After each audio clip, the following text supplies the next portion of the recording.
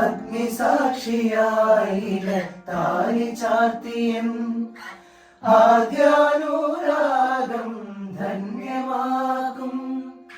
മന്ത്രകോടിയിൽ ഞാൻ മൂടി നിൽക്കവേ ആദ്യാഭിലാഷം സഫലമാകും. നാലാളരെ കൈ പിടിക്കും തിരുനാടകശാലയിൽ ചേർന്നു നിൽക്കും. നാലാളരെ കൈ പിടിക്കും തിരുനാടകശാലയിൽ ചേർന്നു നിൽക്കും.